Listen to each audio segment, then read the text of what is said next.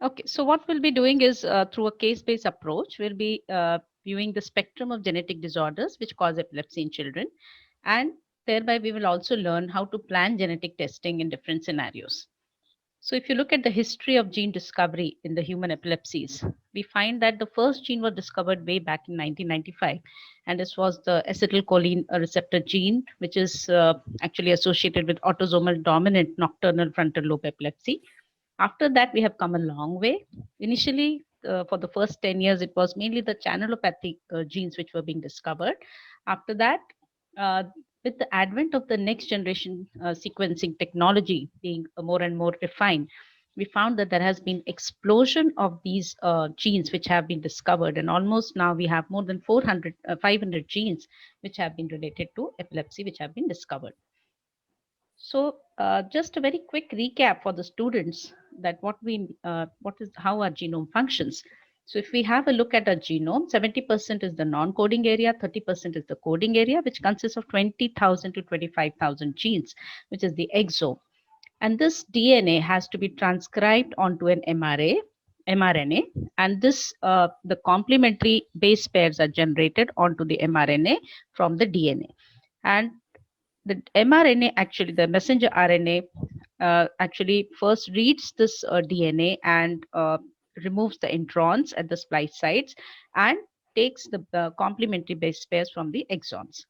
Then it moves to the cytoplasm and attaches to the ribosome, where the tRNA actually again reads these codons and brings the particular amino acid according to what codon is its coding, and then the proteins are formed by aggregation of the amino acids. So the codons can be the starter codon, different amino acid codon, and a stop codon. So what can go wrong with these processes? So firstly, you can have something like a missense where the one of the base is substituted with something else. So the amino acid which it is coding is changed. This is known as the missense. You can have a nonsense wherein you are having a codon which is actually a stop codon. So this is known as a truncating or a nonsense mutation. Apart from that, you may have certain mutations where there is a frame shift, that is an insertion or deletion of some base pairs, which change the reading frame of the downstream genes as well. So somewhere down the line, there will be the change of all the amino acids which are coded, and somewhere you may get a stop codon much earlier than it should have been there. So these are known as frame shift mutations. Also, you can have mutations in the splice sites. So if there is a splice site mutation, that particular exon will not be incorporated in the messenger RNA. So this is just the basics of where the things can go wrong at the transcription level. So as I said, if you look at the range of sizes of the variants which can cause epilepsy, it can range from single base pairs up to chromosomes. So if the single base pair, I just showed, it can be substitution, it can be insertion, deletion, frameshift type of mutations, and these would be best diagnosed, detected on the basis of sequencing techniques, which is now actually next generation sequencing, because we are having large chunks of DNA simultaneously sequenced. So that reduces the time, and it has also reduced the cost to a large extent. After that, you can have little larger changes which are at the level of nucleotides, and these are either insertion or deletions ranging from 1 to 10,000 base pairs. Then you can have copy number variations where you have micro deletions or micro duplications ranging from 100 kb to almost many a million base pairs. And these may be genes or many genes or some of the genes may be partially duplicated or deleted or inversed and so on. So the best technology to pick up these kind of variants would be chromosomal microarray, MLP, APCR, depending on what exactly you want to see. Lastly, but not the least, you have the variants at the level of the chromosome itself, which are very large scale, ranging from 7 to 10 MB. They have to be, visible under the microscope to be detected by a karyotype.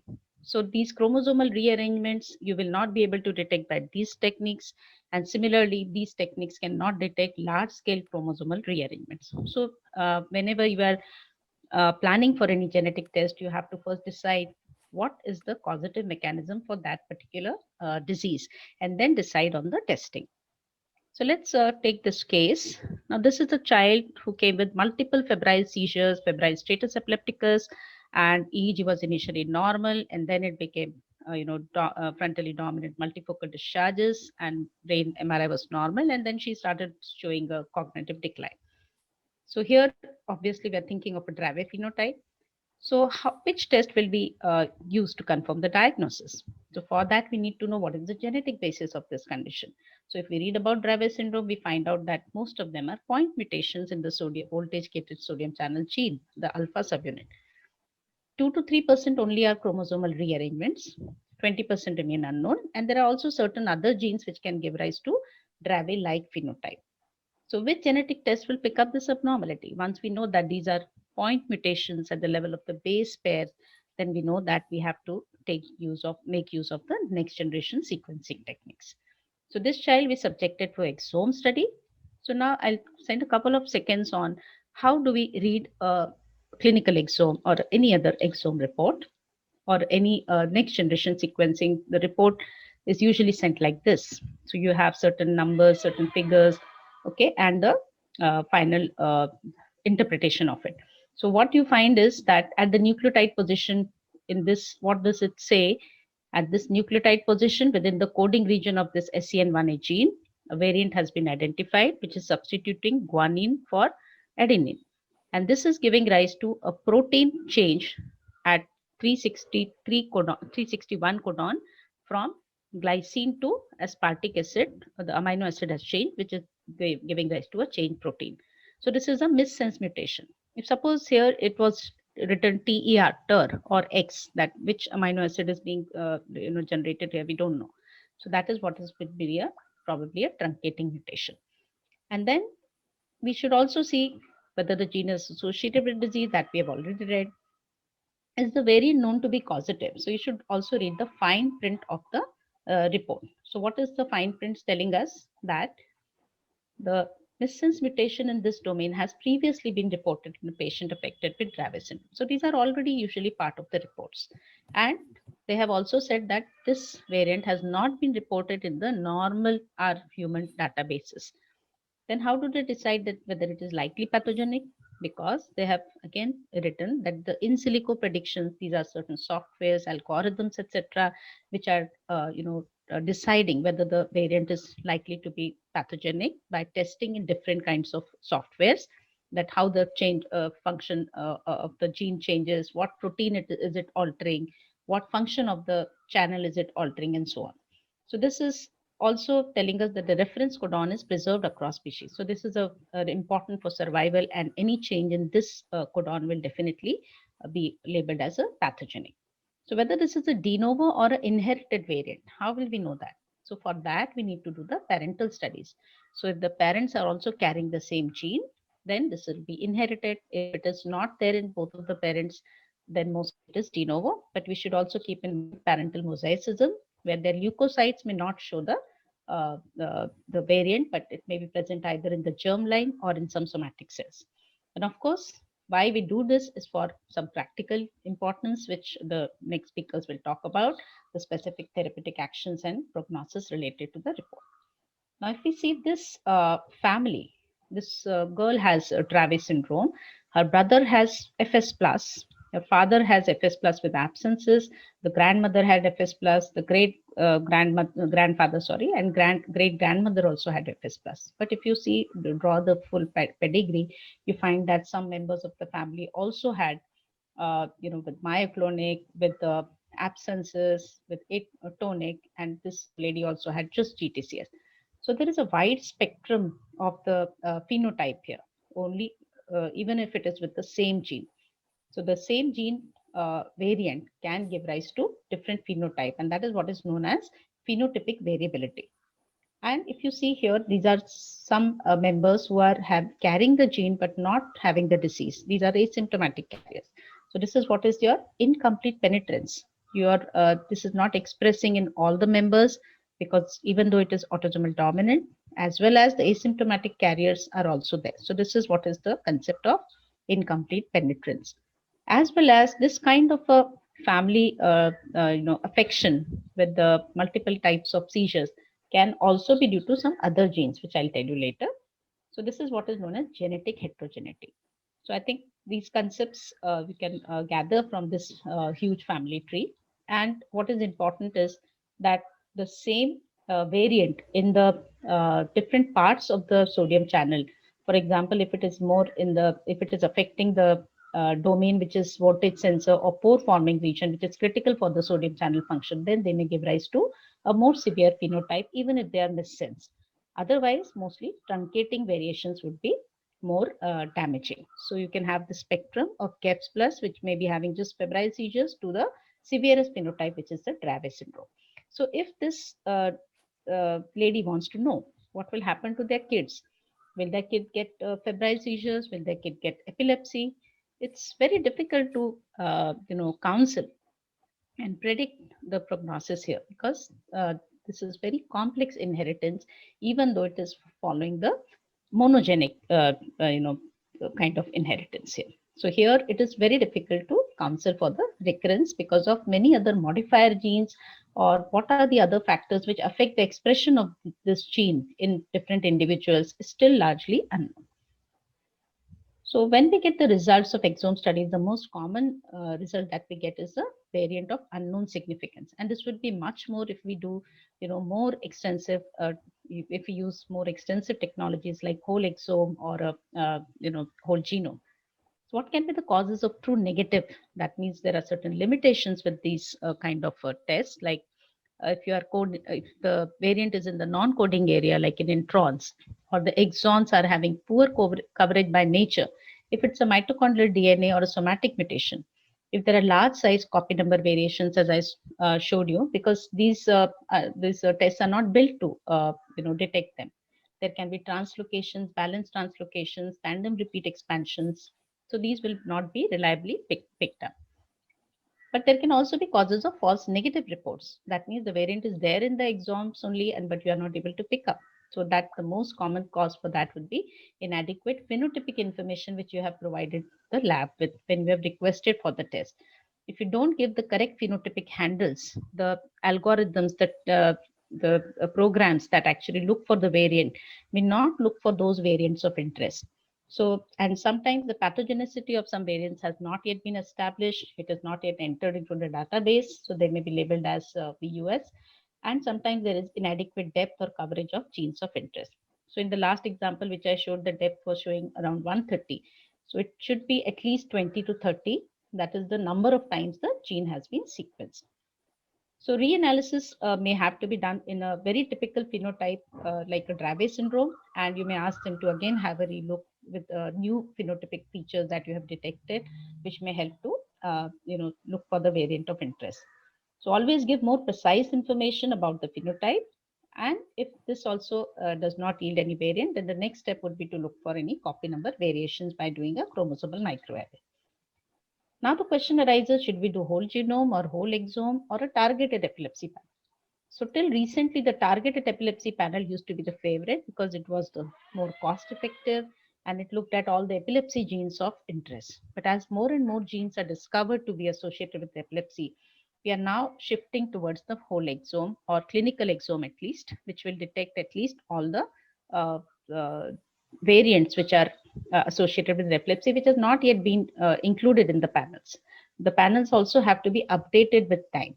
So this was a literature review which showed that actually the whole genome and whole exome may also generate a lot of variants of unknown significance, though their the pickup rate of the variants may be better. So more extensive the search, you may have also more redundant data. Now, this is another case with the Dravet-like syndrome. So this was a third-year girl, 3-year-old girl, and she had a febrile, cluster of febrile seizures. But what was very unusual was that for a week almost after that febrile seizure, she was extremely irritable, non-consolable, looked like almost like a low-grade encephalitis. And we thought of even autoimmune encephalitis. EEG was not showing very much there was bilateral frontocentral discharges, but mostly it was more of delta. MRI brain was normal, and later on the EEG was just more of delta only. And we did all the metabolic and immune workup, which was normal. And finally, we did the exome studies, which showed a CHD2 mutation. Now, the phenotype mentioned here is again variable for CAT2 mutation. It may vary from a developmental encephalopathy to a very benign kind of a phenotype like GEPS. So when we got this phenotype to confirm, we did the parental studies, but the mother was also carrying the same mutation. So this is the importance of doing the parental studies. So this is likely to be not pathogenic variant. So then uh, we also thought of whether there are other, genes which have been missed, which are associated with this, because we had specifically asked them to look for the sodium, voltage gated sodium channel genes.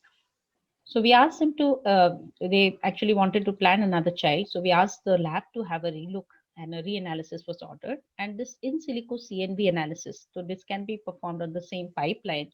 They detected a heterozygous deletion of the exons 1 to 7 of the STXBP1 gene. So, if it is picked up on this analysis, it still has to be confirmed by doing a chromosomal microarray because that is a more definitive testing methodology for this.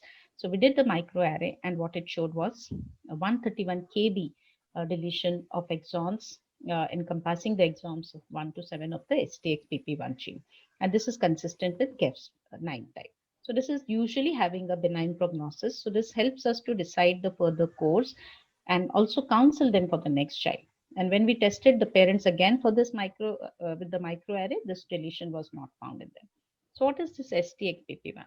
It is a part of the snare complex, which is like a loop, which is formed by these different proteins, and it helps to keep the vesicle, which has to be exocytosed while releasing the neurotransmitter, close to the cell membrane. Otherwise, the hydrophobic nature of the cell membrane, keeps pushing it inside the cell. So this has to be maintained here so that it can be pushed out of the cell. And this is a very critical component of the vesicle exocytosis. So again, it can give rise to a variable phenotype. If it is a deletion that or a truncating variant, then it can give rise to a GEFS plus kind of a phenotype, while it can also give rise to a developmental encephalopathy phenotype, which is they have in fact mentioned that 25% about of Otahara syndrome can be due to that. But this was very surprising, as in Dravet, we learned that actually the missense would be the milder ones, truncating would be the more severe ones. So here the explanation given was that the missense variants gave rise to a mutant protein which actually co-aggregates with the normal protein and doesn't allow it to function at all. So this is actually becomes more severe than when you have the deficiency, the haploinsufficiency. So this is known as a dominant negative effect, and they have developed some experimental chemical chaperones like very simple molecules like sorbitol, etc., which can actually prevent this co-aggregation. And this is supposed to be a new therapeutic approach wherein you can, modify this severe phenotype into a milder phenotype. Coming to the case 3, now this is a girl who has come with a very typical phenotype. So she was initially okay till the age of 6 months, then started having become static, and then she had loss of speech and this kind of walking with instability, and she also had continuous these stereotypic hand movements. So obviously, what we thought of was Rett syndrome along with other differentials.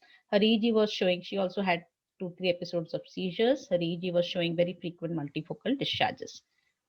So when we thought of Rett syndrome, first we have to go into the literature and see what can be the causative genetic variants. So when we see that she was fitting in the classical Rett syndrome, all the 4 criteria she had, and so the classical Rett syndrome is caused by mostly 95% are caused by the MECP2 gene point mutations. Most are de novo and X-linked dominant that we know.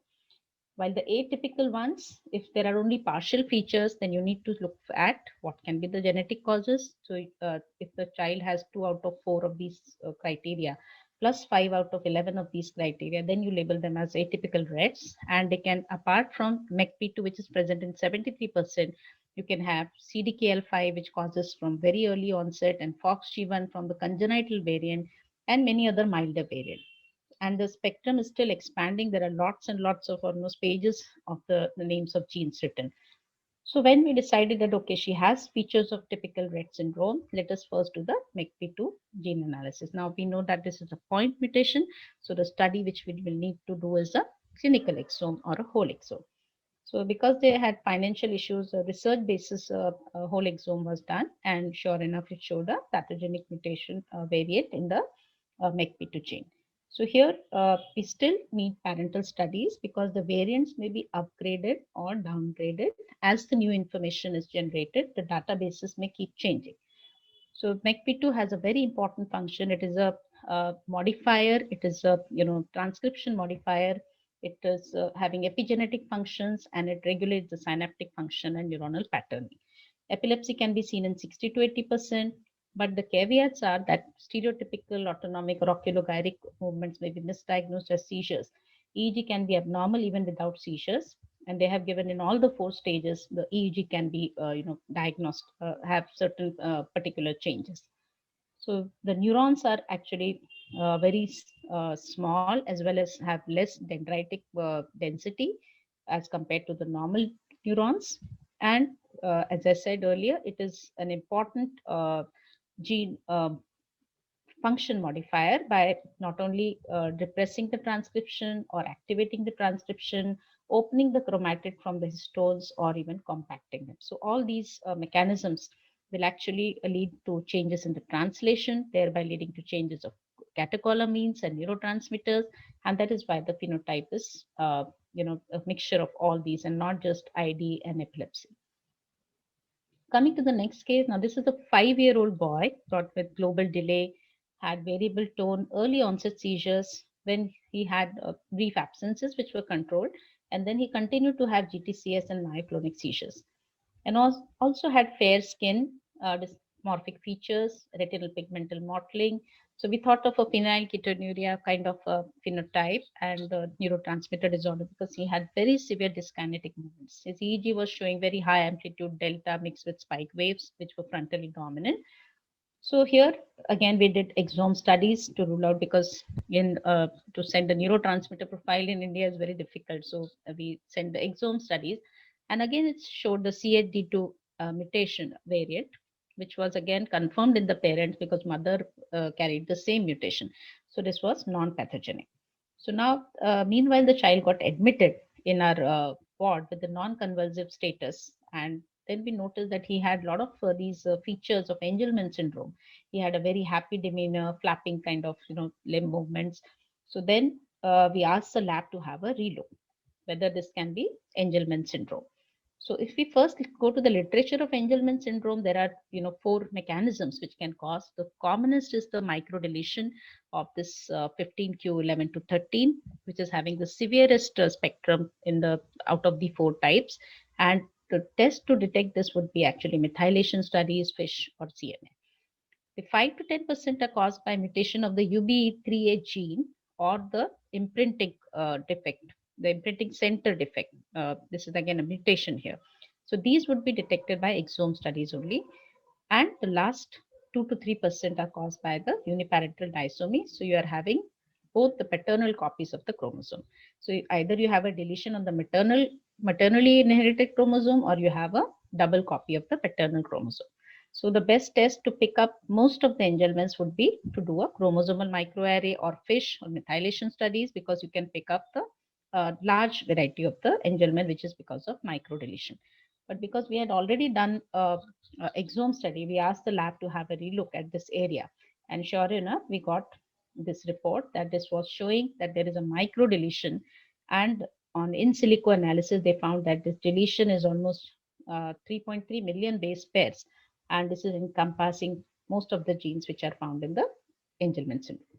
But then to be sure, like what is the number of genes and what exactly is the area of microdeletion, you should always do a microarray. So in a suspected Angelman, you will first do methylation studies. If they are abnormal, it may be microdeletion or UPD or imprinting center defect. Then you have to do additional tests like DNA marker to know whether this is the paternal chromosome or the maternal chromosome. Microdeletion, of course, can be picked up on the CMA or even methylation. And if both of them are ruled out, then you have the imprinting defect, imprinting center defect. If it is normal, then obviously you go to the exome studies. As I said, UBE3A or imprinting center mutation may be there. So why do we need to do that? Because the recurrence risk will depend on that. So if you are having an inherited UBE3 imprinting center mutation, the risk of recurrence may be up to 50% if it is better inherited from the parents. While if it is a de novo, microdeletion, or any of these, then the risk would be less than 1%. So that's why the reason why we need to. So accurate phenotypic information, if you give to the lab, they can really help you to select, look at the variant of interest, and knowing the subtype is of course important for prognosis as well as prenatal counseling. Now, this was another child who had global delay, dysmorphism, autism, seizures, behavioral issues, and her karyotype actually showed a marker chromosome, which turned out to be actually the same area which was duplicated. So this is known as Angelman-like syndrome, where you have similar features but not as fair-skinned or as severe epilepsy in them. And the fair skin actually was a clue to Angelman, because the gene which is your OCA, which is your oculocutaneous albinism, is also in the same area, and it gets deleted, leading to less melanin. So what is the yield of exome studies? So if we see this paper, this is a population-based UK study where they studied around 1,350 children, and they found that if you do just next generation sequencing, you find that 24% you can detect with the genetic defect, out of which in a child with drug-resistant epilepsy, the yield may be as high as 50%. And these three genes accounted for 50% of the yield: SCN1A, CDKL5, and PCDH19. And out of these, 80% had therapeutic implication. And PRRT2 is actually the commonest variant, which they identified in 1 per 2000 live births. And this is associated with the self-limited infantile epilepsy, as well as you can have history of paroxysmal kinesiogenic dyskinesia in the family members. What about the yield of genetic studies in epilepsy plus, that means with neurodevelopmental disorders? So this was a paper which studied almost 8,500 patients with a 70 gene panel and combining it with the ARIA-CGH. And they found that the diagnosis was possible in 16%. So surprisingly, even though we expect that large scale mutation variants would be more common in the ones with neurodevelopmental disorders, the most common abnormality in 90% was actually the point mutations, and these were present in these 22 genes. And then the second most common was the copy number variants, which includes the microdeletions, microduplications, and so on, which accounted for around 10% of cases. Another case, now this is an 8-year-old boy brought with seizures, which gradually became intractable. He had a lot of dysmorphic features, and EEG also kept on gradually worsening. MRI showed a mild cortical atrophy. As you can see here, his EEG was showing multifocal discharges. And when we did this karyotype, we found there was a ring 20 chromosome. So this is a very rare chromosomal cause. I think 50 cases have been reported till now. And the cause of epilepsy has been postulated that at the telomeres, we have this KCNQ2 and CHRNA4, which are both genes associated with epilepsy. And you can have even non-convulsive status epilepticus. And these genes are actually getting deleted when these two sticky ends, then they coalesce to form the ring chromosome. So this is just a short table showing the various chromosomal disorders which can account for 2 to 3% of all epilepsy cases. The ring 20 is actually having the poorest prognosis. So if a child has syndromic features or has epilepsy plus, the genetic test of choice would be suggested to be the chromosomal microarray, as it can pick up almost all the large scale variants apart from the balanced chromosomal rearrangements.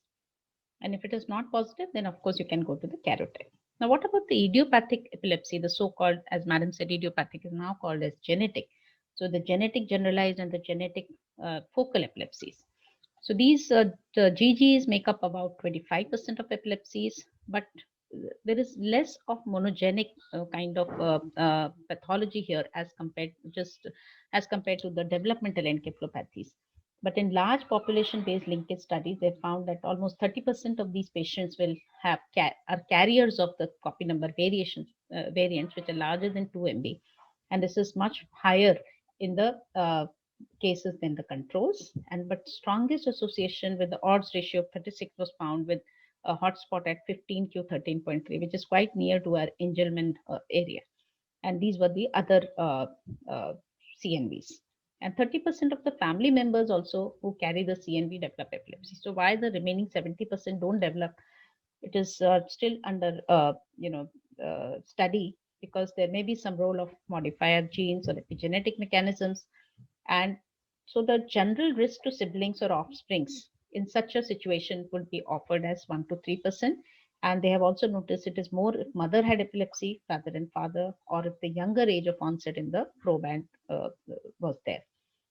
But what would be the exceptions to these rules? So, for example, if you have a genetic generalized epilepsy with pre-existing intellectual disability, you have much higher rates of CNVs, and you may actually should ideally do a CMA.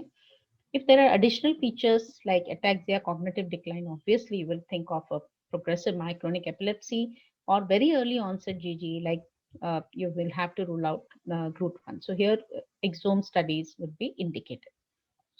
What about focal? So this was the first gene actually, CHRNE4, to be associated with autosomal dominant. So if you have that particular phenotype, definitely you should go for a genetic testing. So these are the few focal epilepsies. PEGs, they are still not sure, but if there is atypical PEGs, like with LKS or CSWS spectrum, and sometimes this green 2A can also be associated with bilateral perisylvian polymicrogyria, and some of the cases of familial temporal lobe epilepsies. So these are the few situations where even in the focal idiopathic epilepsy, so-called idiopathic epilepsies, you may get the variants positive, either the copy number variants or the missense or truncating variations in the genes. So mostly, if we talk about the idiopathic epilepsy syndromes, they will have complex inheritance, and generally the genetic testing would not be helpful, because even if you get a variant, you don't know what is the diagnostic and prognostic implication of that, except for these exceptions which I have mentioned. So we've been talking about a lot of epigenetics. What exactly is that? Sorry, Kavita, So, can yes, sir. we 2 to 3 minutes more, or maybe can Fine. you wrap Yeah, it up yeah. in 5 minutes? Yeah. Yes, yes. So, I'll wrap it up in thanks, five thanks. minutes. Yes.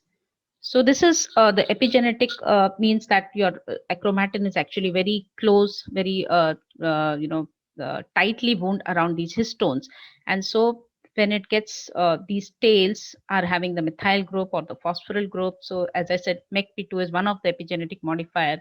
So whether they are silencing or helping in the transcription, that is what is supposed to be the epigenetic mechanisms. Of course, there are many other things associated with that. So on one end of the spectrum, you have the monogenic epilepsies. On the other hand, you have the acquired, and in between, you have these complex inheritance, polygenic kind of epilepsies, where so many other factors, modifier genes, second hit, environmental, uh, still unknown factors come into the play. So this is the last case. So this is a girl who came with the JME kind of phenotype, and this is, she also had ataxia, and she also had a lot of this action induced myoclonus. We are asking her to get up onto the bed, and you can see that this is very severe myoclonus.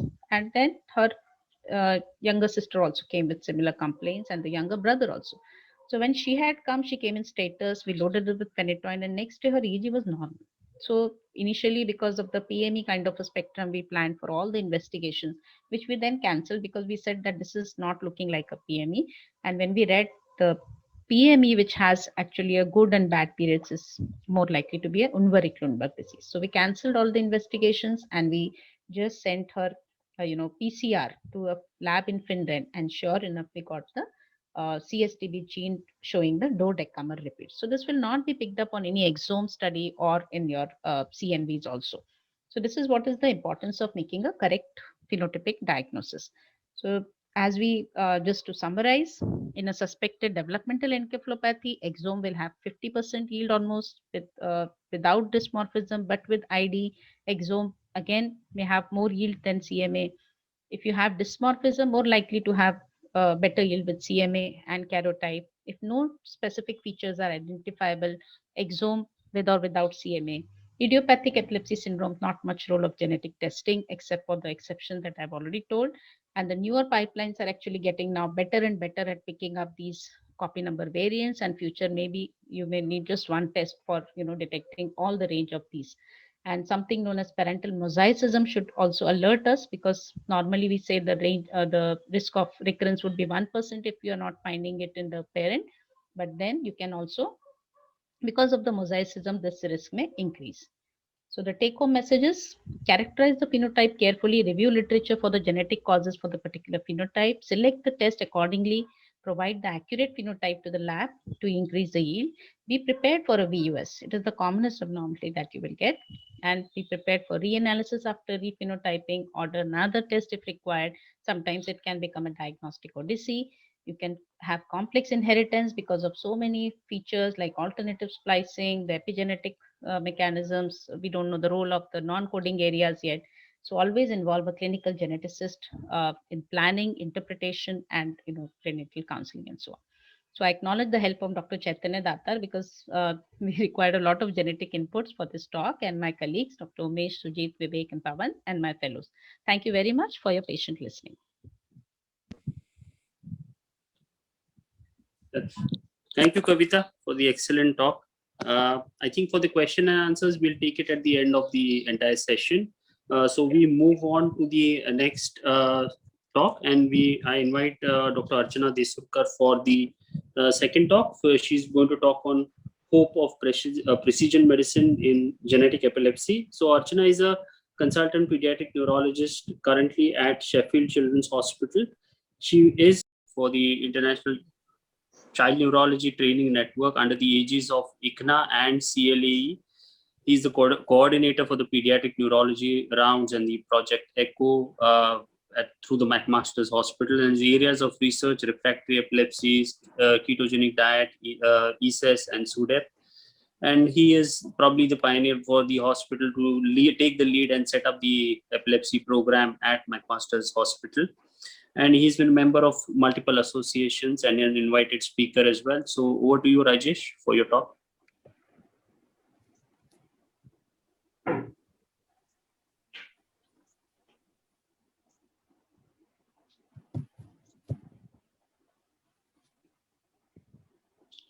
Can you hear me well? Yeah, we can hear you. Yeah. Okay, thank you so much. Thank you for this kind invite. I thank Dr. Suhasini Sharma and Dr. Agnes Matthew for this invitation. So the previous two speakers made my job quite easy. Disclosures: through the Ontario Brain Institute, we will be starting a registry of developmental epileptic encephalopathies on a research basis soon. And on the left side, you can see the beautiful Hamilton City at night. On the right side, you can see the McMaster Children's Hospital. And at the bottom, this is the McMaster University campus. So let us start with the concept of epileptic encephalopathy. Some of you might have already seen this. So you may have two possibilities. Well, structurally normal to begin with brain, but we know that there could be some macroscopic changes, or there could be an early insult in the form of neonatal stroke or perinatal infection that will cause a neurodevelopmental impairment. And in such a brain, when the epileptic process sets in, that enhances the neurodevelopmental impairment. Well, and that impairment will be very pronounced in the developing brain. Well, and what do? You can intervene, and your intervention could be at the epileptic process using weird and wonderful drugs like high-dose diazepam or a steroid or a precision medicine, or you can treat the early insult, like if it's a cortical dysplasia or a hemispheric stroke, through surgical intervention, and reduce the epileptic process with the hope that the neurodevelopmental impairment is reduced. So this is the concept of epileptic encephalopathy, which is a very romantic concept in pediatric epilepsy, but it may not work on a one-to-one basis all the time.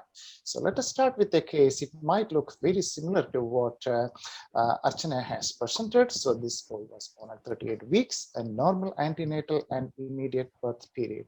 Seizure from 18 hours of life, had abnormal tonic posturing of his upper extremities, was associated with apnea, oxygen desaturation, and bradycardia. It lasted about 10 to 15 seconds and occurred 4 times over the next 12 hours. Exam was, there was nothing specific, and all the kids admitted to the NICU will get phenobarbital. The investigation, the EEG showed a reduced amplitude and very early the burst suppression, and it was a sleep EEG. MRI brain was reported as normal. The usual metabolic were initiated and the CSF, because the first thing the neonatologist consider is sepsis, which is quite appropriate.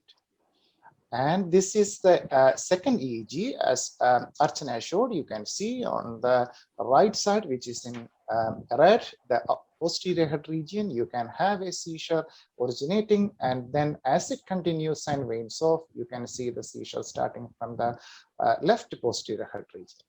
Well, you can see the established seizure from the left posterior head region. Well, it continues on the left, and in the same seizure, it again starts on the right. So the clinical course was tried on multiple anti-seizure medication, was started on ketogenic diet, and I was quite struck by the illustration from Archana that the treatment course appeared very similar in both cases.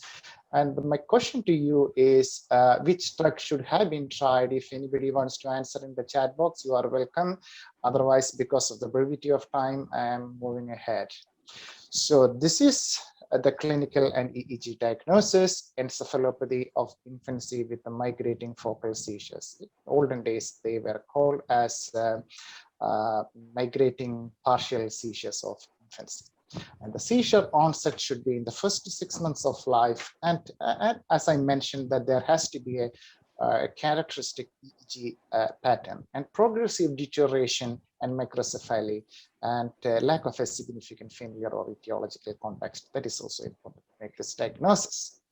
And the genes, which all of you know, is the 50% of patients, if it is genetic, will have will have a mutation in KCNT1, and most likely it could be gain of function. We hope it is the gain of function because there could be a therapeutic opportunity there. And KCNT1 controls sodium gated potassium channel. And ACN1A and ACN2A has also been implicated. And one fascinating aspect about ACN2A is if the onset is below the age of 3 months, most likely it is going to be a gain of function, where your typical sodium channel blocking agents will have some potential effect. But if the seizure onset or the classic phenotype is after the age of 3 months, be careful. It could be a loss of function where instituting these drugs might actually worsen the condition. And KCNQ, as Archana has already pointed out, that is also an etiology, but a rare etiology. We know that KCNT1 gene encodes a weakly, not the spelling, voltage-dependent sodium-activated potassium channel. And it is thought to play an important role in the regulation of neuronal excitability. And actually, gain of function pathogenic variant can cause a very wide spectrum of epileptic disorders. In infancy, the most common is the migrating focal seizures. About 50% of patients will have. It can also present as Urtihara phenotype and even infantile spasm. And we know that in older age group, it can present as sleep-related hypermotor seizure. The previous name used to be nocturnal frontal lobe epilepsy. Well, other features, quite refractory tonic seizures. Microcephaly, and this is not characteristic of this particular gene, but it can be seen in a variety of genetic epileptic encephalopathies in infancy. A systemic manifestation, I do not know the exact reason, but pulmonary hemorrhage could be quite characteristic. And quinidine, I think there was real hype in the media and the literature several years back about this medicine, and people were so enthusiastic that, oh my God, we have finally found a cure. It works on a theoretical basis if there is a gain of function, and however, it remains still controversial because variable efficacy and the potential cardiac toxicity. The references are already put there, and some studies have mentioned some marginal response to ketogenic diet. And I recently read a report from Japan about an antitussive like dextromethorphan, tepipidine. I don't know what this is. I haven't used it. And these are only case reports. It may not be reproducible, but I thought just for fun, I will add it here. Case 2, born at 39 weeks, normal birth history, 3 weeks recurrent stiffening of the body and all 4 limbs lasting 2 to 5 seconds, multiple day, not dysmorphic, low tone, DTR increased, CSF normal, septic workup negative. And the EEG showed this pattern, which everybody knows. This is a burst suppression pattern.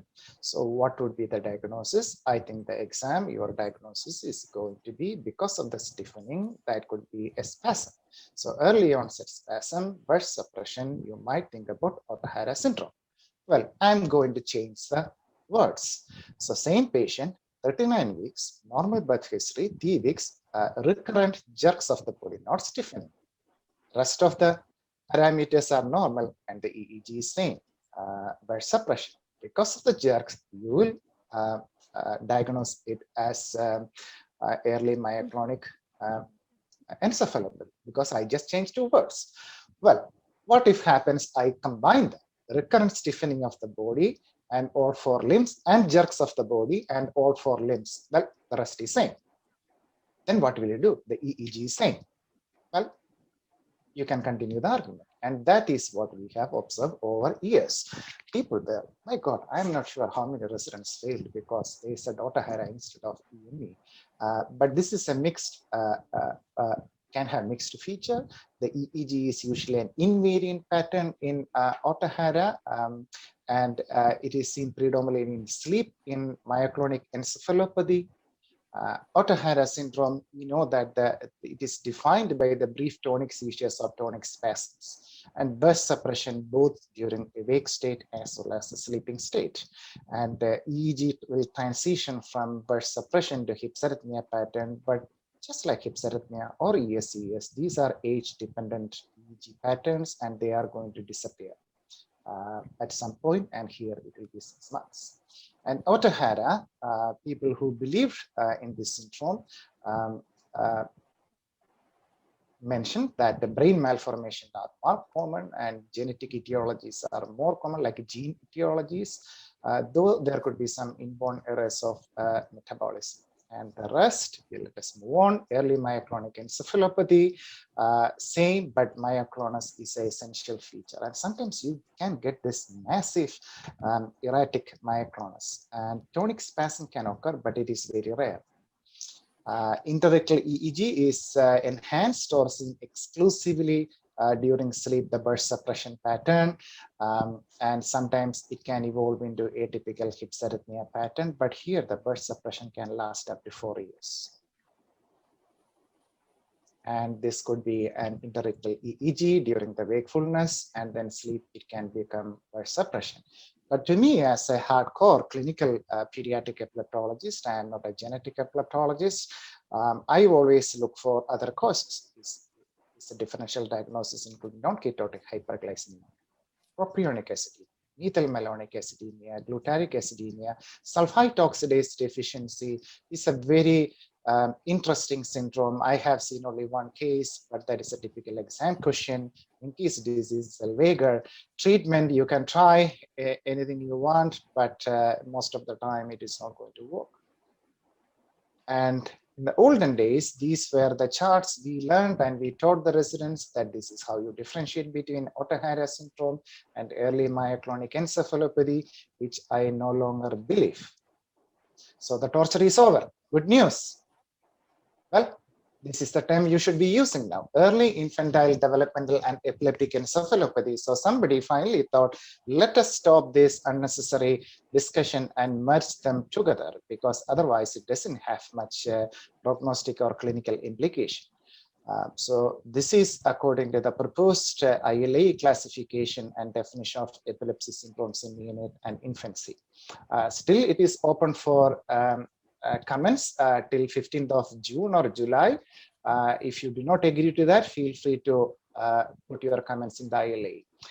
Onset of epilepsy in the first 3 months of life with the frequent seizures that are typically drug resistant, abnormal neurological exam, profound developmental impairment over time, abnormal indirect EEG, which might include burst suppression or multifocal. Neuroimaging, metabolic, and genetic testing allow a precise classification. So it becomes a more inclusive definition, but the seizure type, they have to have one or more of the following seizure type: tonic seizures, myoclonic, epileptic spasms, or sequential seizures with or without autonomic features. But special features, I think I am always fascinated by this. Though in a given patient, it may not really matter. Stereotypy, very common in CDKL5, which we call a red-like phenotype, isn't it? Or a PCDH19, like a female Dravet. Stereotypies are very common. What about movement disorders? STXBPN1 can have this interesting circular head stereotypy, which I recently learned from Dr. Ramshekhar Menon, a pediatric epileptologist from Sri Chitra Institute, when he presented in our rounds. Or DNM1 can have hyperkinetic movement. KCNA2, a very characteristic cerebellar manifestation. Glutathione deficiency is already mentioned by Archana. Creatine deficiency syndromes can have movement disorder. Look at microcephaly, ARX-related epileptic encephalopathy, cerebellar malformation, or hydroxybutyric aciduria. They can have very prominent movement disorders in addition to epilepsy. MRI brain, as Archana already mentioned, there could be a changing hyperintense lesion in the basal ganglia and thalamus in KCNQ2, and you can see the same change, but only in the basal ganglia, which may not change in SCN2A. And hypomyelination is a very characteristic feature of SPCAN1 mutation. And the workup, well, if you have any unit, well, always consider HIE, because that is most common clinical consideration. If the rest of the clinical circumstances are suggestive of that, sepsis should be ruled out. Stroke is important. Structural malformation, so you do an MRI brain. Basic metabolic workup. If you are still not getting an answer, you might start empirical B6 folinic acid, and depending upon the geographical location and skin manifestations, biotin too. And the workup, I think, to me, this looks very important rather than having an extensive discussion on the different gene. The workup should include a male Rett, infantile NCL, molybdenum cofactor deficiency, sulfite oxidative deficiency, because the early MRI will show extensive edema of the cortical subcortical region, and within a few weeks you see this large cyst. And pyridoxine dependent seizures, biotinidase deficiency with the typical skin lesions, non-ketotic hyperglycemia can have an MRI picture similar to maple syrup urine disease, like the corticospinal tract having the diffusion restriction, but can have the characteristic hiccups. Glutaric acidemia, the MRI might show a widening of the CVN area, Menkes disease. Glutathione is already mentioned. And if you have autonomic features, dystonia, movement disorder combination, always think about a neurotransmitter deficiency or serine deficiency, and MRS is important to look for the creatine peak in creatine transporter deficiency as well. How much time I have? I think I have a few more minutes. So this patient, how much time I have, Shekhar? You have another 10 minutes, no problem. 10-15 minutes, yeah, good. Okay, awesome. So this was an inpatient consultation. I saw her first when she was a 1-month-old baby with intermittent extreme arching. More after feeds, right eye deviation, all the typical newborn workup was done. Investigation, the first EEG showed only bilateral occipital independent epileptiform discharge, but there was no hypoglycemia. MRI did not show any occipital diffusion restriction. And the possibilities, it could be anything, isn't it? And then subsequently, the EEG changed into a hip arrhythmia pattern, but she did not have spasms at that point. We did the full metabolic workup, CSF neurotransmitter, microarray, profound lag in development. hypertonia, and how do you treat? Well, you have a hypsarrhythmia pattern. So in full disclosure with the family, we said we won't be able to know how the prognosis is going to be. I went through the full spectrum, vigabatrin, steroid, ketogenic diet. Well, but the hypsarrhythmia pattern persisted, and then she developed spasms, optic atrophy, generalized tonic-clonic seizures, dystonia, and repeat MRI showed marked volume loss. Well, the next generation epilepsy panel showed SPTAN1. It's an autosomal dominant condition because this is important for myelination. Now, you might wonder, okay, you got a genetic diagnosis, so what? Because it is not necessarily associated with a precision medicine treatment, because this mom had a E. coli septicemia at the age of at 28 weeks gestation, and she always had the guilt that she caused this damage to child's brain. But when they got this result, I think the mom was so relieved. I think getting a closure on the etiology is also very so you have new terminology for, in summary, but I have one more case for Ohtahara and EME potential treatment, as the previous two speakers mentioned. Closure to me as a clinician is very important, and to the family as well. So this is a child, I think I presented in the AOC 2 months back, but for people who did not attend that, I saw him at the age of 7 months. 5 episodes of status epilepticus, orphan fever, 3 to 4 seizures happen with 10 to 20 seizures, always focal, mostly right focal, but once it happened on the left side, postictal weakness on the right side, all the seizure cocktail.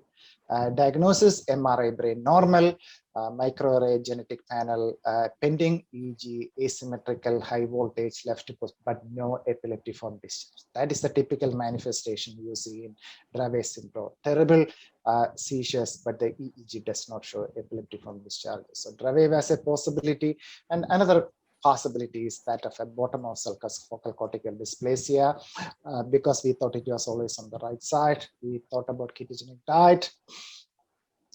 Then it happened on both sides, followed by profound weakness lasting days. Then we thought, my God, whether it is some sort of an atypical alternating hemiplegia of childhood.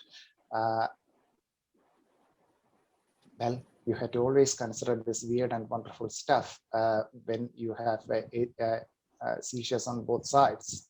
And we investigated that, and that was not the case. Unlikely to be focal cortical dysplasia because it happened on both sides. Well, we got an early result on Dravet. It was negative. Alternating hemiplegia panel was negative. CS of glucose was negative. So is it genetic negative Dravet syndrome? Because only 80% of patients with the Dravet syndrome will have a proven genetic abnormality, because it's some sort of undifferentiated genetic epilepsy. Well, look at the MRI. You can see on the MRI on the left side here, hope you can see my cursor here, the left hemisphere, there is more contrast enhancement on the left side. And here on the left side in the bones, you can see a susceptibility weighted change, which our radiologist reported as a pontine telangiectasia. Well, had recurrent seizures, global developmental delay, but through whole exome sequencing, we were able to identify this mutation, Claudin 5 de novo.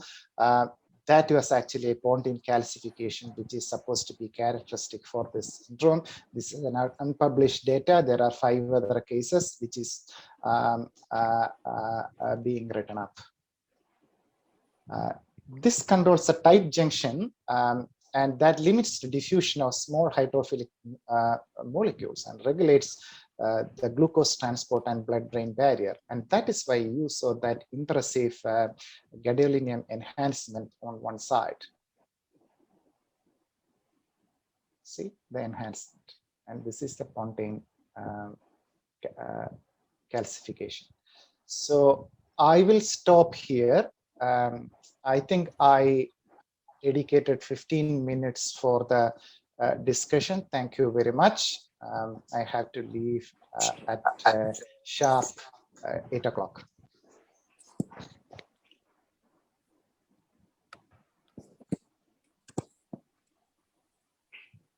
Sureka ma'am? Yes, please, Dr. Patil. Yeah, is Sureka madam here? Yeah. Yeah, I'm there. Yeah, ma'am, do you want to start with the questions? Yeah. We're going to the Yeah. chat. Yeah.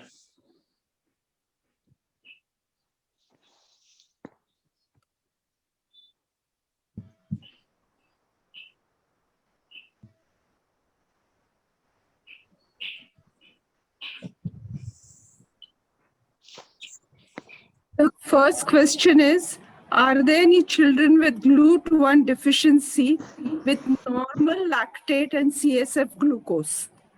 This is to any of the panelists, but I think Archana can take that question. Okay. I think if you have got completely normal CSF glucose, I mean, the typical CSF glucose, the absolute value of CSF glucose is important. And so the absolute value of CSF glucose typically is somewhere between 1.1 millimole to at the most 2.2 millimoles. So that's in milligrams percent, I think is multiplied by 18. So it's very unlikely that you have got completely normal CSF glucose. CSF lactate can be normal or can be low. So normal CSF lactate doesn't exclude GLUT1, but the normal glucose, especially if you also have got a negative mutation, is not compatible with the diagnosis. So diagnosis has to be on the basis of the evidence of CSF hypoglycemia and positive mutation. And especially if you do the GLUT1 mutation, about 90% of patients will have GLUT1 gene mutation. About 99% sensitivity or specificity when you also include the MLPA, not just the mutational analysis. So you have got a good cover from the genetic testing. So if you are still suspecting that they have got GLUT1, then you should proceed for gene testing. But otherwise, just on the basis of that, I wouldn't say it is compatible. Thank you, Archana. There's a question to the panelists, any of the panelists. Do you advise ketogenic diet in NICU babies? Please, could you elaborate on the logistics of this, especially for babies who are on IV fluids, and how to go about that without treading into hypoglycemia? Yeah. So sorry, is anybody else taking that question? No, you Otherwise, can take it, Archana. Okay. Yeah. I think one has to be very, very cautious about giving the ketogenic diet in infants and particularly newborn babies, but it has been done. The most important thing is that these children will require a lot more monitoring than your usual other children in terms of the blood glucoses.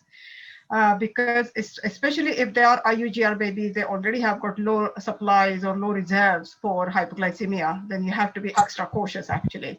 So it can be done with a lot of monitoring and almost 2 to 3 hourly blood sugars.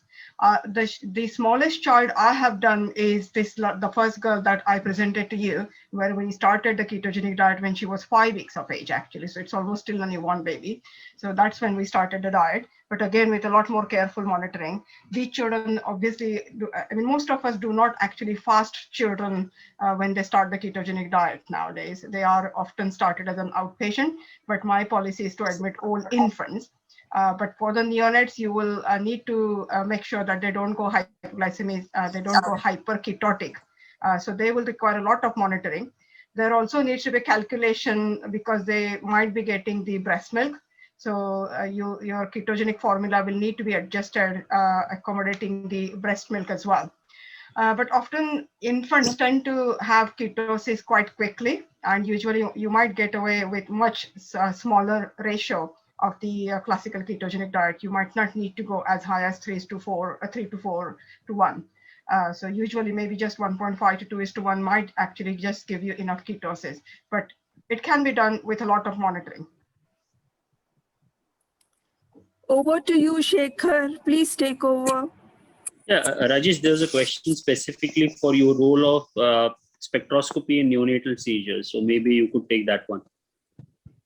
Yeah. So, well, if it is all our neonatal MRI, I would say, I cannot say all, but most of them will have an MRS associated with that, because most common finding we see is the lactate peak, because the most common indication for MRI will be HI.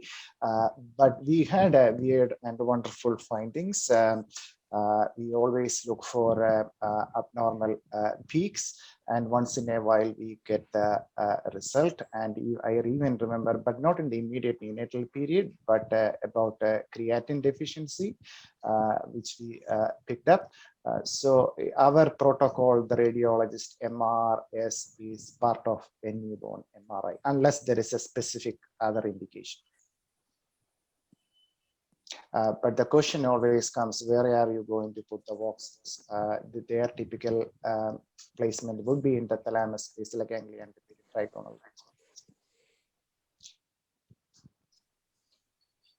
Yeah, Kavita, could you take this one? That what is the reason for more single nucleotide changes than CNV in epilepsy?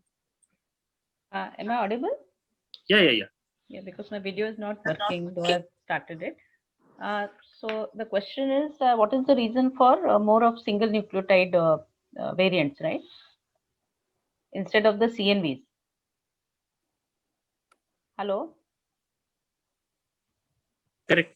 Yeah, See, Yeah. So I think I don't have really the answer for that, but maybe our the CNVs have been just lately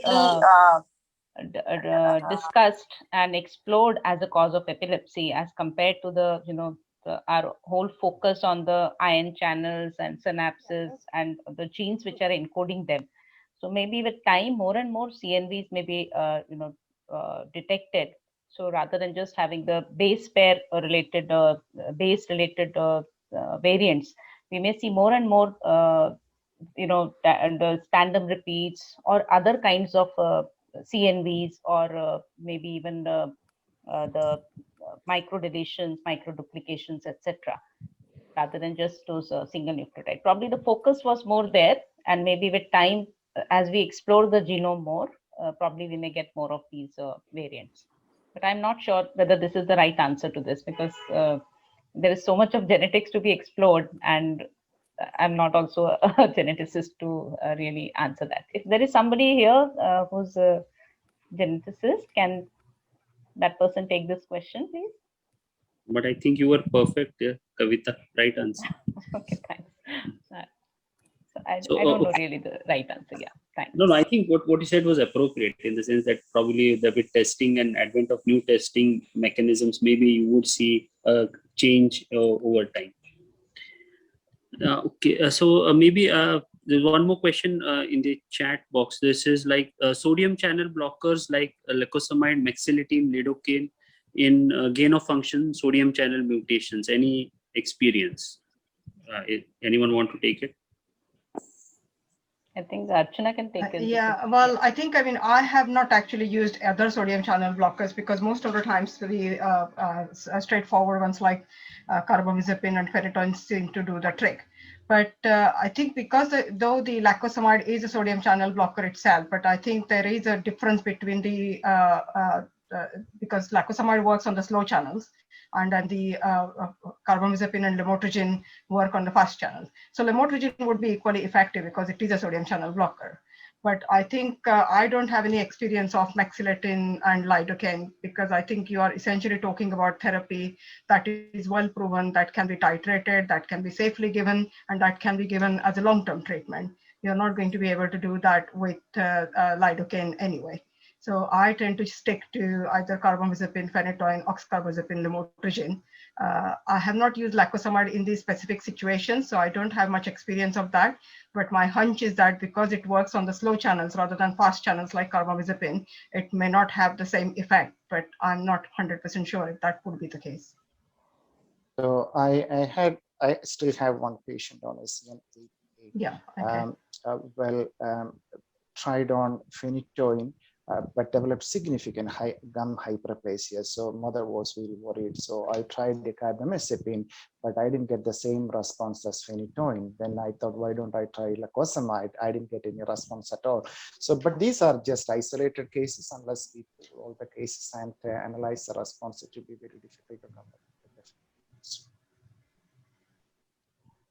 Yeah. Okay. Moving on, probably the dose of phenytoin. Any suggestion for how much high as a high dose of phenytoin?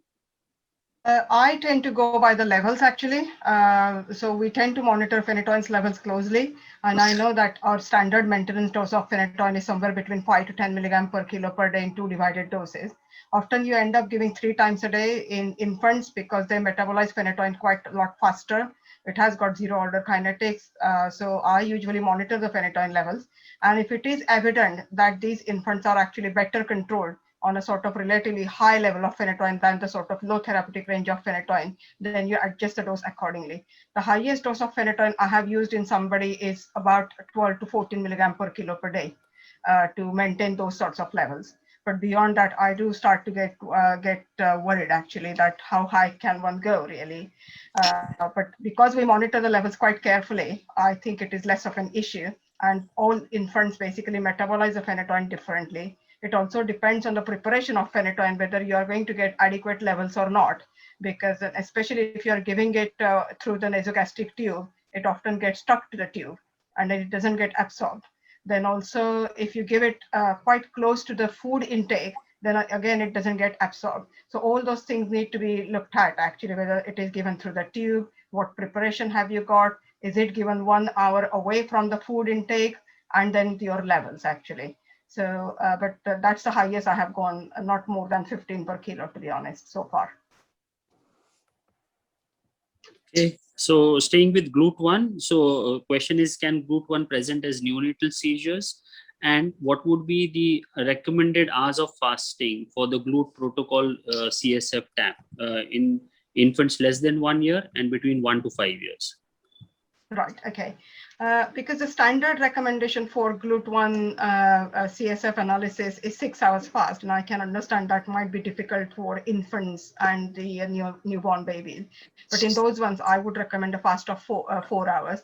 I don't think there is any standard guideline identified as to how long they should be fasting, but I think 4 hours seems to be reasonable enough because most neonates and most infants will establish a feeding regime of 4 hourly feeding, generally 3 to 4 hourly feeding. So I wouldn't go any longer than 4 hours.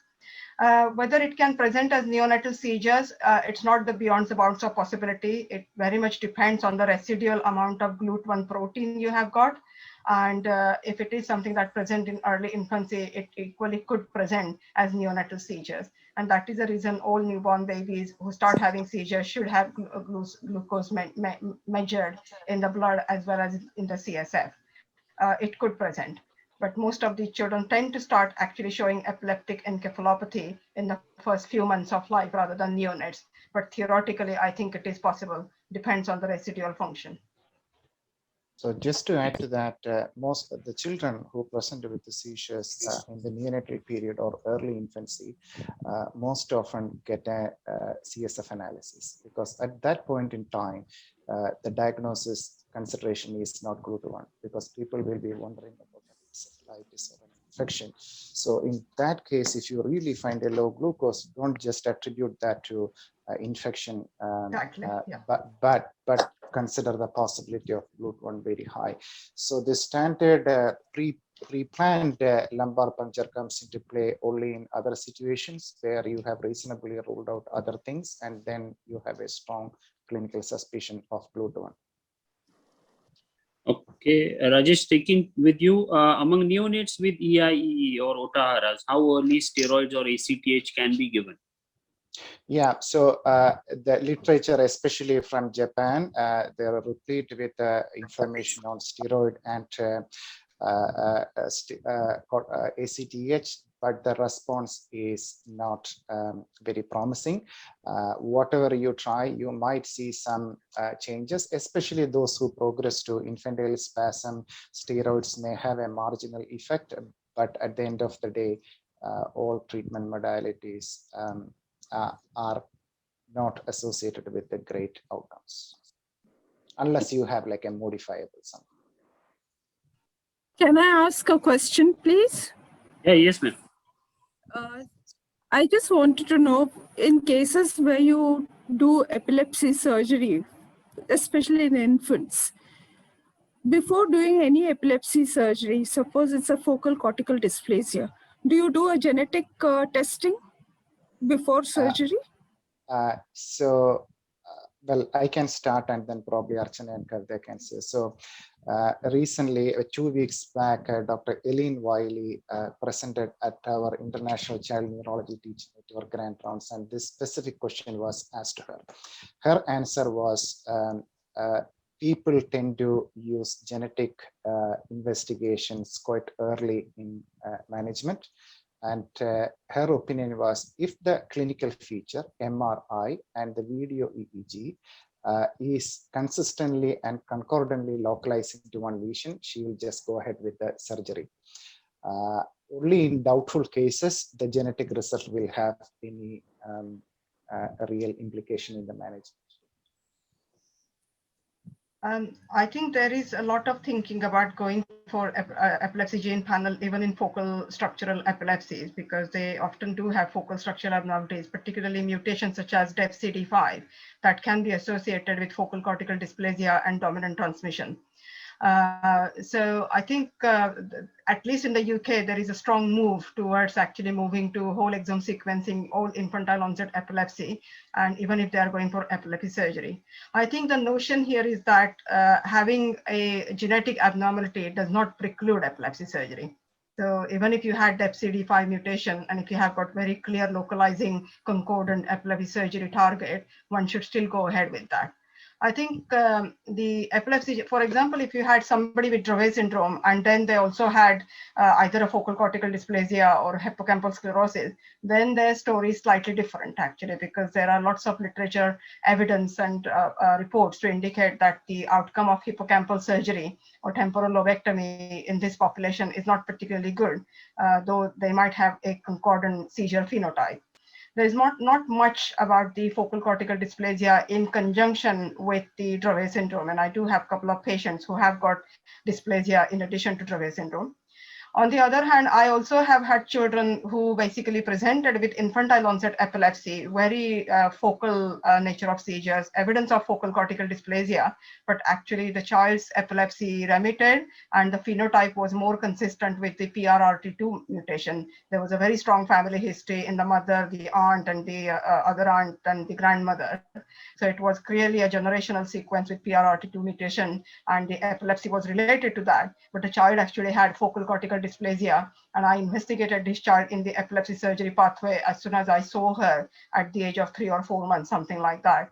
But then her epilepsy remitted, and actually it behaved more like PRRT2 rather than dysplasia. Whether that dysplasia will do anytime, anywhere in the future, that remains to be seen. So I think it is something that can be considered, but that should not influence whether children can have epilepsy surgery or not, if we have got the concordant data and a good hypothesis and good target. In fact, it is mentioned that SCN3A can actually have dysplasias as well, because it is expressed right from the fetal brain. Yeah. So these some of the DD, developmental epileptic encephalopathies can also be associated with dysplasias. Okay, so next question is, what proportion of SCN1A genetic mutation proven epilepsy patients respond to ketogenic diet? So I think there's a lot of evidence from the literature about the ketogenic diet being beneficial for Dravet syndrome. And there are lots of papers from Argentina, and they are all small case studies, but there was one particular study from the, I think Netherlands, Anastasia Dresser study, where they actually compared the ketogenic diet versus the anti-epilepsy medication. And the overall evidence indicates that about 60 to 70% of children with the Dravet syndrome respond to the ketogenic diet. Rima Nabut's paper actually looked at the ketogenic diet in those who had actually failed the valproate clobazam stiripentol combination. And again, they identified that about 75% of patients actually had a very good response to the ketogenic diet. So I think this is a good responder group, consistently proven across the literature, and the overall responder rates are almost 70% plus in most studies. Okay, so maybe one or two more questions. So, what is your take on genetic testing for West syndrome, where the MRI has been shown to be normal, or the so-called cryptogenic West? So should I take this question? Yeah, please. Yeah. So for West syndrome, again, the same, it is just a kind of a developmental epileptic encephalopathy if it is because of the genetic variants which is causing this West syndrome. Apart from the structural, insult, which is much more common in India, or other cryptogenic ones, I think many of them will turn out to be genetic if they are tested.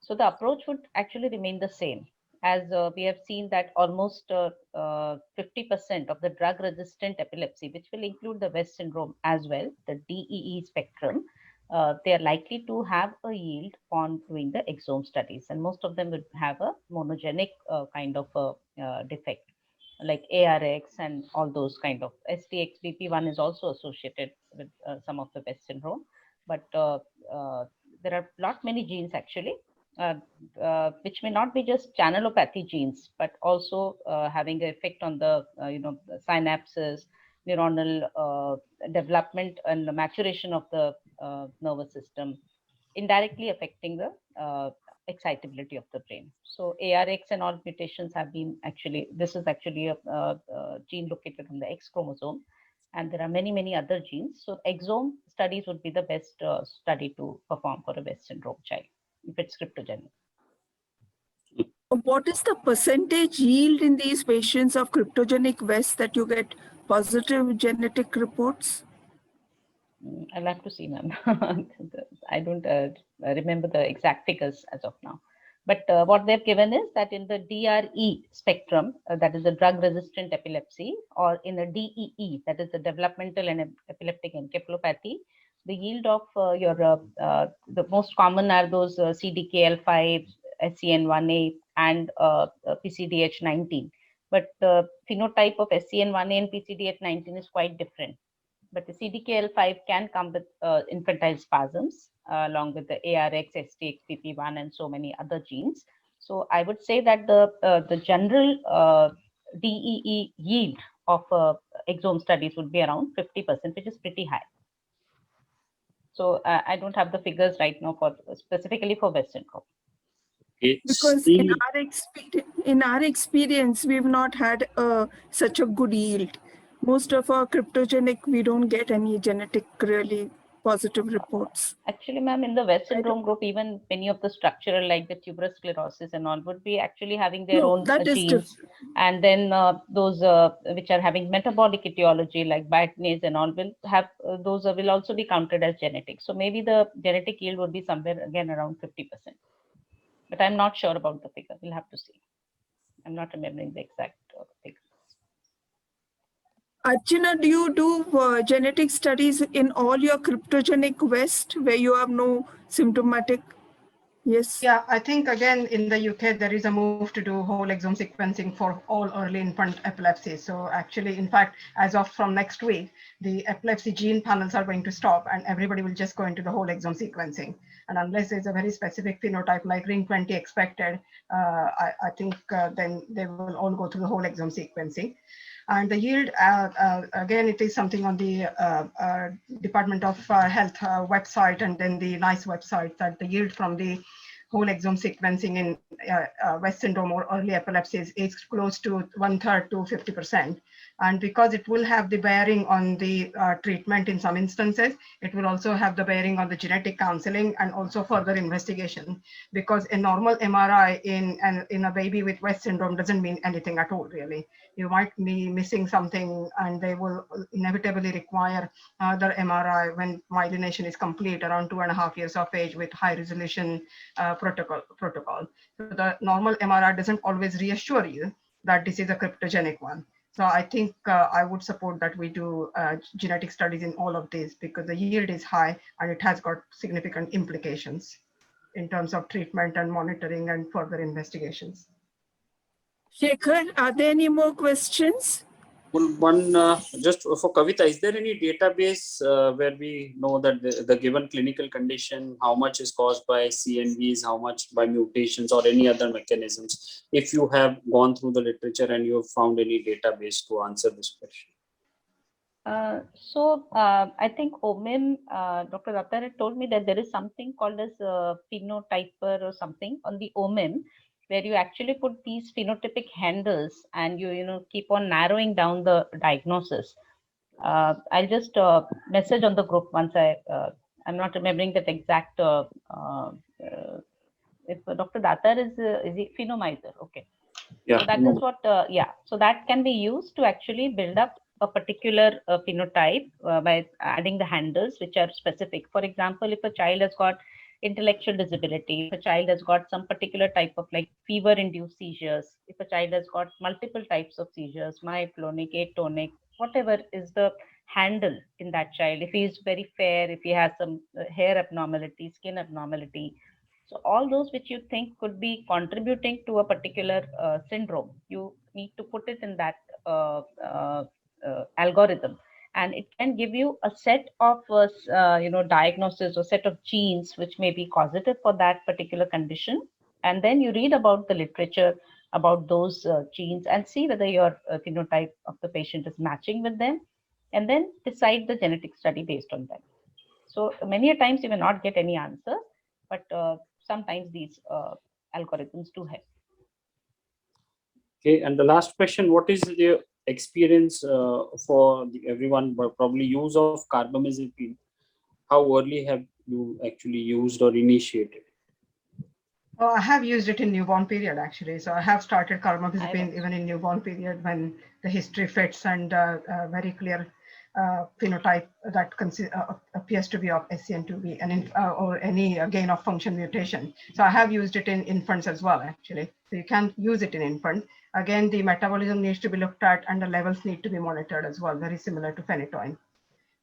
So I have also used it, but I have used more of oxcarbazepine rather than carbamazepine.